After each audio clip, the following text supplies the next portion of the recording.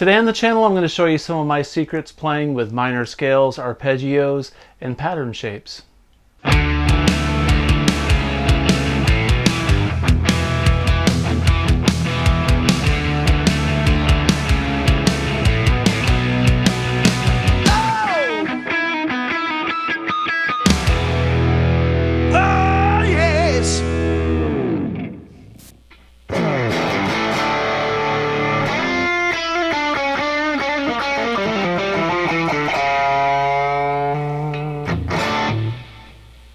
Hey everybody, welcome back to the channel. Today I'm going to show you some of my secrets when I solo in minor keys and some of the arpeggio shapes that I use in minor keys. Well, one of the arpeggio shapes that you got to learn. These are some of the things that I learned early on in my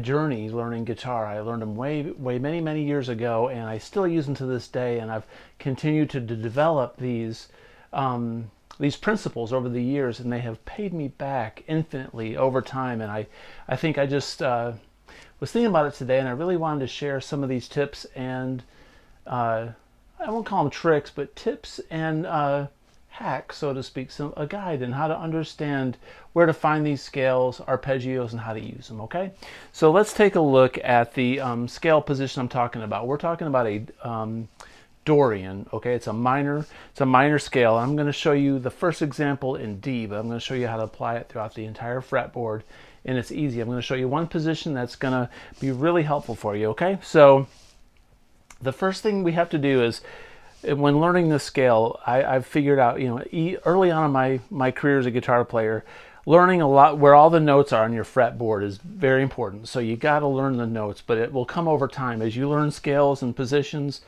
It eventually just comes to you. So memorizing these notes, I suppose, would be a nice exercise. It would be kind of grueling and brain-boggling, but the more that you play these scales and think about the notes that you play, eventually you'll learn where all the notes are on the fretboard. But the more you practice, the more you implement these things, the quicker that comes. I think it's better to apply that to actual scales and arpeggios rather than just try to memorize the fretboard. But you have to really understand what notes you're playing, primarily on the low E and A strings. Those are the first strings you should start with. So if you don't know these notes, you got some homework to do. Now in this scale, I'm going to show you how to find it. The open A string is obviously an A, okay? And then we go up chromatically. There's A sharp or B flat. There's B, there's C, C sharp, D, D sharp, E, F sharp, G sharp, A. And there's our octave, all right? Now whether you say it's a sharp or a flat doesn't matter. The reason we say sharp or flat in music is if you're reading sheet music, your keys of a song are either going to be written in a flat key or a key that's got sharps. So if you're in a key with sharps, for instance, A major would be written in sharp with sharps on the clef. You would always refer to everything as a sharp if it was a sharp, not a flat. But if you were playing in a key that was a flat key, everything would be referred to in flat. So it doesn't matter. There's just a little bit of extra information for you. So when I say sharps, I'm just going to refer to everything as a sharp as I go up, okay? So if we're here with an open A, if we go to a D, which is right here, you have to remember, I would say the first thing you should know is A, C, D, E, F, G, A. Learn your natural notes first. A, B, C, D, E, F, G, A. So wherever you're at on this string, that's your starting point. So if you're going to play a D minor scale in this position, you find your D, and we're going to start this pattern here. Now the pattern I'm about to show you, if you want to play A minor, you would start up here on A. If you want to play a G minor, you'd start it on a G. So finding your root note in this position is very important to knowing where your scale starts. So that's how you can, if you know you're in A minor and you want to play an A minor with this position. Now there's 7 different positions of this scale that you can learn, but I'm going to show you this one. This is a very easy position. It's very easy on the hands, and it's very useful. I'm going to show you why. So we're going to start in D minor. Okay, so D is right here. One thing I want you to think about is the D minor chord is like this. All right, the full D minor is like this. I'm playing the five strings. I'm eliminating this top string. Now you could play that. Maybe a D minor with an A, the 5th on the bass, but I'm just going to play the top 5 strings. Now this scale position I'm about to show you incorporates a lot of these notes. And the arpeggio that I'm going to show you, now an arpeggio is just a word for a broken chord. It's playing the notes of this chord individually. It's just the notes of the chord that you're outlining played separately. So anyway, there's our D minor. Now follow me real quick. If we want to do E minor, we go up to the E, and there's the same chord. There's an E minor, there's an F minor, G minor, A minor. All right, you can go up until you can't really play chords anymore. B minor, C minor, D minor. There's our octave. Now there's a C minor, a B minor. Now this shape here goes down to A minor. So we're playing this shape. We're going to do a D minor. Now the scale that I'm going to show you is a D minor scale. It's Dorian.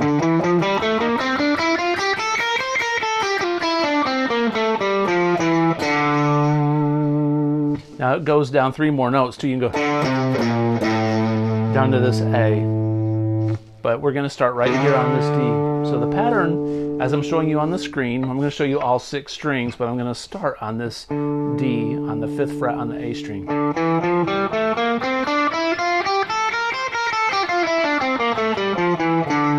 Now D is also up here on the 10th fret.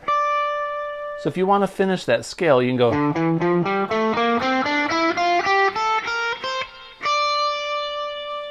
Okay, and we go back down. You can go.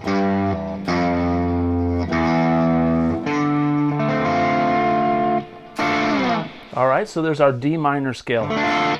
Now, there's a couple patterns that you can do to really get your fingers under this scale and get your alternate picking skills really, what's the word I'm looking for? Really adept, really good. So if you watch what I'm doing on this scale, I'm alternate picking everything.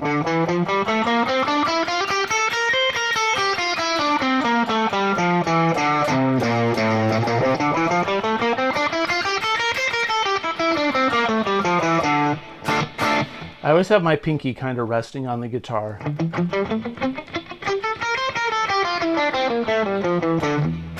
One thing you don't want to do also is have your fingers flailing away like this. You eventually, as you keep playing and you get better, you'll notice that your hand, like a sewing machine, is right on your strings. You're not bouncing, and your fingers are kind of close to your fretboard. Inherently, that just starts to take shape over time as you practice more, okay? Now, there's a couple of patterns I'll start you off with on this scale. Now, patterns, what I mean by that is something kind of classical, and it's ways really to get your alternate picking down, and it's ways to remember this scale. So I'm going to do all 6 strings. So it starts on the low A string, and it goes 5, 6, 8. Then 5, 7, 8. 5, 7, 8, 5, 7, 5, 6, 8, 5, 6, 8. All right, so the first pattern I'm going to do is a skipping pattern. It goes.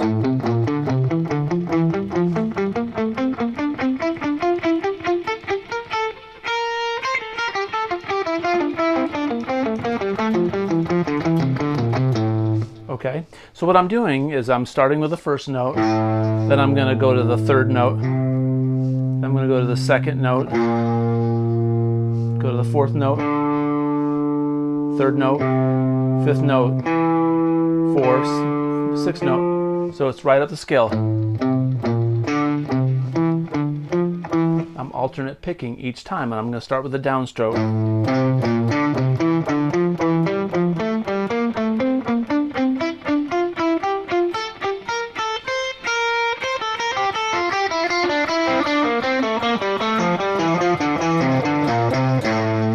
The same thing going down.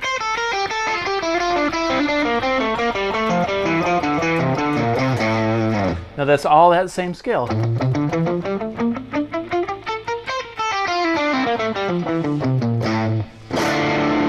Okay? The next position I want to show you, or next pattern, is going to be 3 notes up and back to the first note. So it starts on the first note, and you're going to go 3 notes up. 1, 2, 3, then repeat the first note. So then we're going to go to the second note and go 2, 3, 4, 2, then 3, 4, 5, 3, 4, 5, 6, 4, 5, 6, 7, 5. So it sounds like this.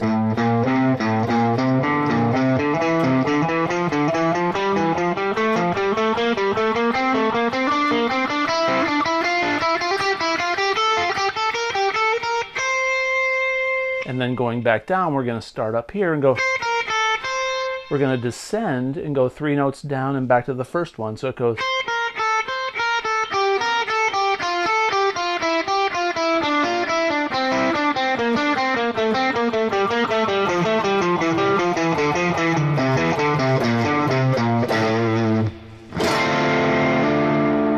I just played a D minor 7. Or you do D minor. Another cool D minor chord is if you just play this minor shape and go like this. And leave that open E. That open E sounds killer with it. It sounds like a Queensryche chord. I picture Jeff Tate staring in the dark at a candle burning on the floor, and he's just contemplating life and the state of the world.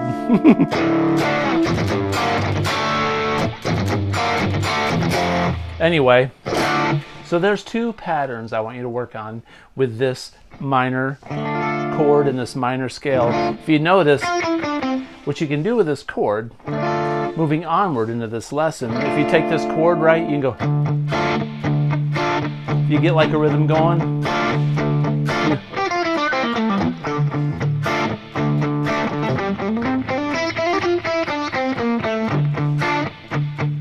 So if you have a song that's in D minor, as an example, if you're going,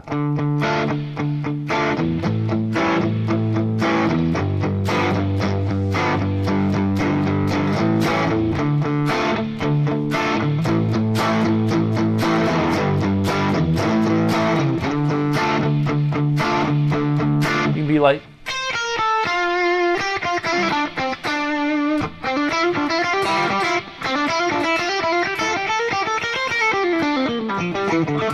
stuff like that.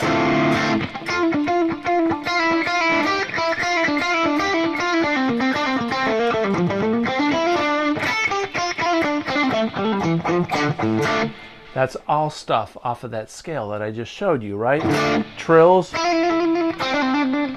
slides.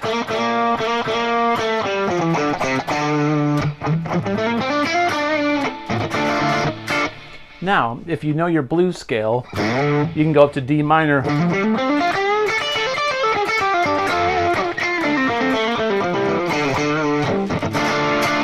Mix and match the blues scale.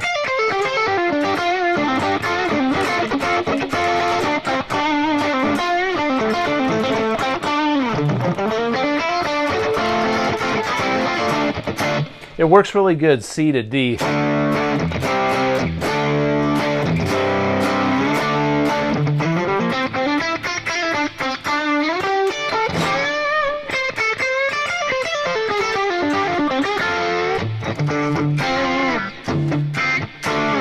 Very fusiony, kind of jazzy. You can do a lot of metal with it. Now, on to the next phase of this lesson. I'm going to show you this arpeggio. The arpeggio in this position goes like this. Technically, you don't even have to do that. You can go. So what I'm doing is I'm going 5th fret on the A, 8th on the A string, 7 on the D, 7th on the G string, 6 on the B, 5 on the high E, and then 10 on the high E. It's just a broken chord. It's this chord here with this minor 3rd added and this high octave D. Now, if we want to do this in E minor, I was talking about earlier, you find where your root note is, right? Everything I just showed you Let's go up 2 frets. Now we're in E minor. Now this is fun because we can play our low E like this. We can do a whole chord. We can go.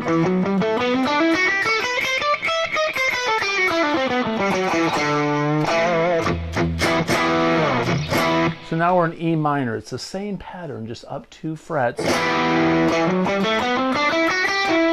E minor pentatonic.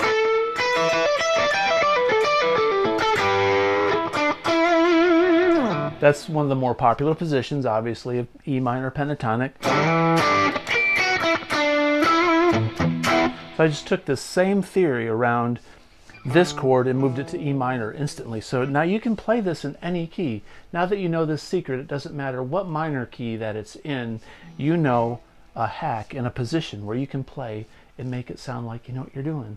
Because you do know what you're doing. You're playing Dorian mode. Now, what's going to blow your mind is every minor key has a major relative key. So now that you know all this stuff, now you know all your major scales also, all your major positions. So E minor is also G major. Because in that key, there's one F sharp. D minor, the relative major is F major. So if somebody says to you, let's play in G major, then you just have to play E minor. But you want to focus around the right notes. So obviously, G, if we're in G, the G is right here, but there's our E.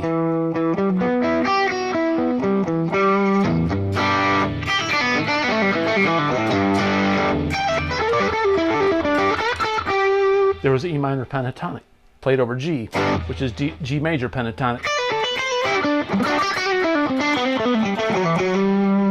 G. Now watch, E minor.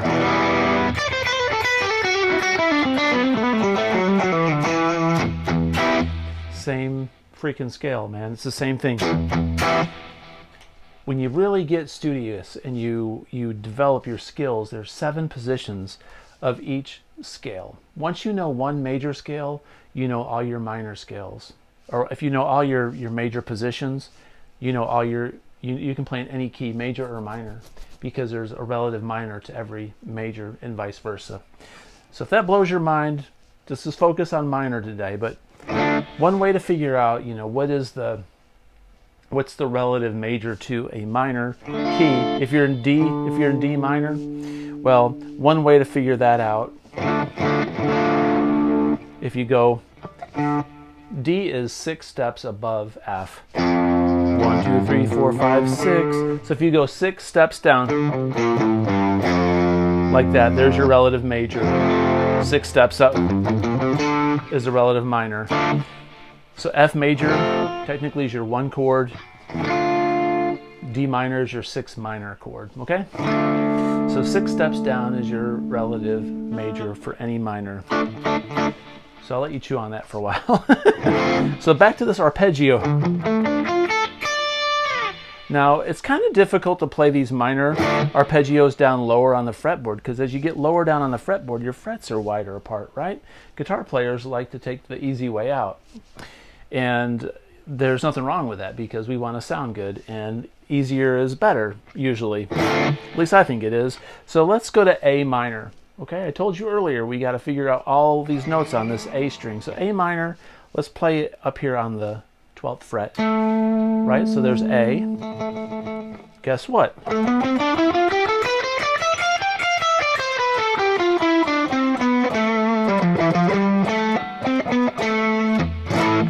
Same scale, but we're starting on this A. That's how we find the A minor scale. A minor is also C major. Same notes, no sharps or flats. All right, cool. So the A minor arpeggio is easier up here because the frets are so darn close to each other.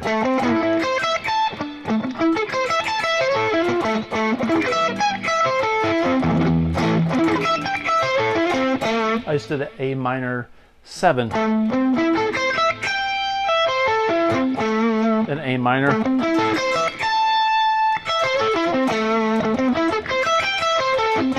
I suggest you go Or I suggest you go like this.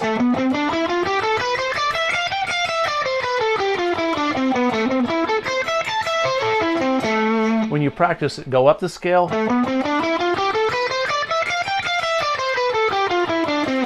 Then the arpeggio. Try to get it where it doesn't sound bad, but you hear every single note. Play it slowly so you get it correct, and try to get through it without making mistakes. If you make a mistake, stop where you made a mistake and continue. If you can play to a metronome, that helps too. Playing to a click is wonderful, all right? So, adding vibrato and bends.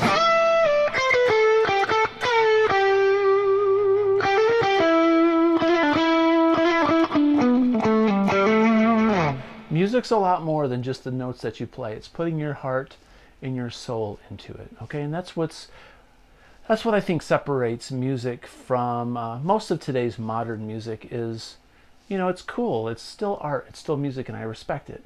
But it doesn't have the soul that music has when you hear someone playing an organic instrument and they're actually putting the inflection into those notes and creating it.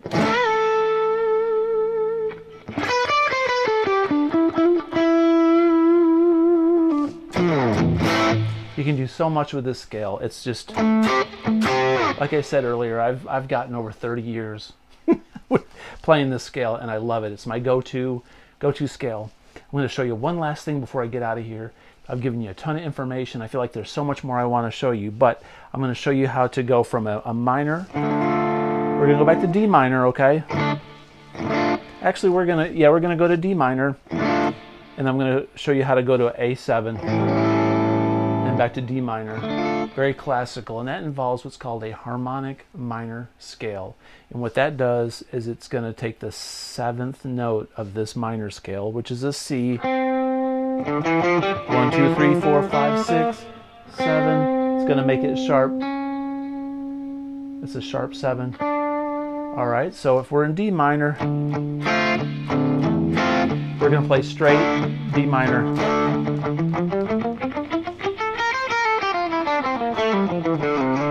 See, we go C, D, very Dorian. Now when we go to A, which is the 5, we're going to go.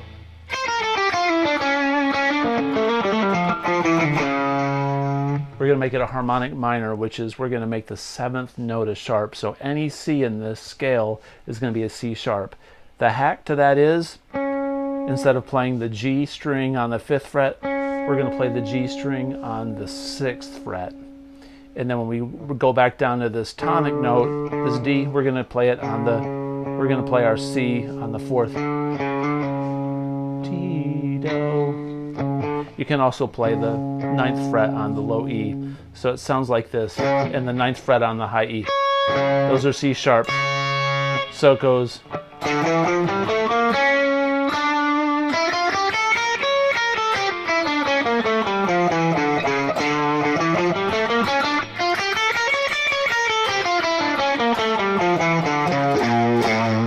And that fits really well over A, because an A major chord has a C sharp in it. That's the major. Not going to get into all that stuff. It's theory, and you'll probably go into coma for now, but more later. So when we hit that A7, shoot. Then the harmonic minor scale works great over the 5 of the minor 1.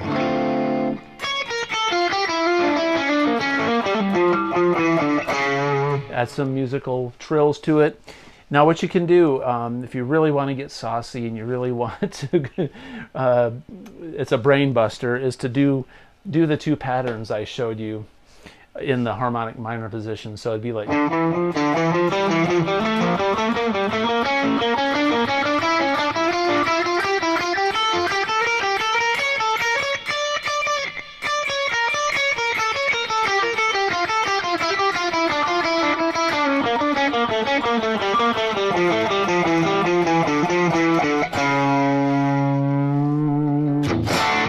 That's hard to do, man. Your fingers just don't want to do it. All right, so cool. We reviewed Dorian and minor scale position. That's one of the easiest ones to play over minor chords. We reviewed relative minor and major and how to play over both. And I also showed you harmonic minor over the 5 chord. And I showed you the arpeggios. Like that, okay? One last arpeggio. I'll show you this A major if you want to do an A major arpeggio.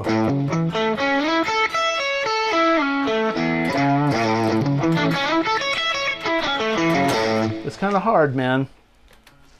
Let me see.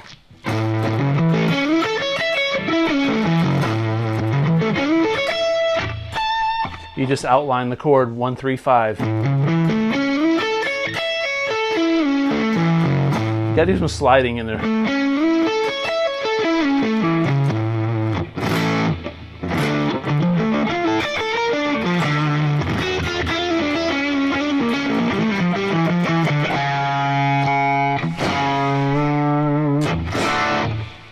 D minor, the saddest of all keys. I hope this lesson was helpful. I hope I didn't go too fast. If you like this kind of content, please consider subscribing. It helps me out a whole lot. Comment below, and as always, have a great day. Peace out.